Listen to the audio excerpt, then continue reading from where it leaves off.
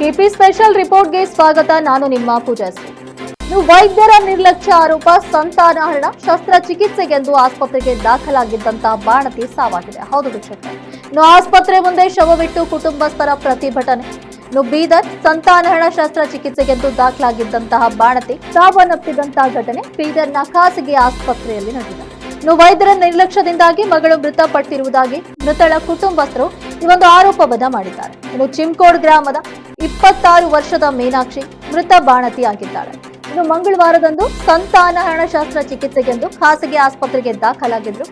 ಶಸ್ತ್ರಚಿಕಿತ್ಸೆ ಬಳಿಕ ಬಾಣತಿ ಶೌಚಾಲಯಕ್ಕೆ ತೆರಳುವಾಗ ಕುಸಿದು ಬಿದ್ದಿದ್ದು, ಈ ವೇಳೆ ವೈದ್ಯರು ಇಂಜೆಕ್ಷನ್ ಕೂಡ ನೀಡಿದ್ರು. ಅದಾದ ಬಳಿಕ ಬಾಣತಿ ಆರೋಗ್ಯದಲ್ಲಿ ಮತ್ತಷ್ಟು ಏರುಪೇರಾಗಿದ್ದು ಬ್ರೀಮ್ಸ್ ಆಸ್ಪತ್ರೆಗೆ ಕರೆದೊಯ್ಯುವಂತೆ ತಿಳಿಸಿದ್ರು. ಬ್ರೀಮ್ಸ್ ವೈದ್ಯರು ಪರೀಕ್ಷಿಸಿದಾಗ ಸಾವನ್ನಪ್ಪಿರುವುದಾಗಿ ತಿಳಿಸಿದ್ದಾರೆ.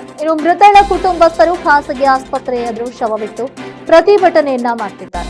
ವೈದ್ಯರ ನಿರ್ಲಕ್ಷ್ಯವೇ ಬಾಣತಿ ಸಾವಿಗೆ ಕಾರಣವೆಂದು ಆರೋಪ ಮಾಡಿದ್ದು, ಈ ಒಂದು ಸಾವಿಗೆ ನ್ಯಾಯ ಒದಗಿಸಿಕೊಡುವಂತೆ ಒತ್ತಾಯವನ್ನ ಮಾಡಿದ್ದಾರೆ. ಈ ವಿಡಿಯೋಗಳಲ್ಲಿ ತಾವು ಗಮನಿಸಬಹುದಾಗಿದೆ. ಇಂತಹ ಮತ್ತಷ್ಟು ಅಪ್ಡೇಟ್ಗಳಿಗಾಗಿ ನೋಡ್ತಾ ಇರಿ ಕೆಪಿ ನ್ಯೂಸ್ 24/7. ಧನ್ಯವಾದಗಳು.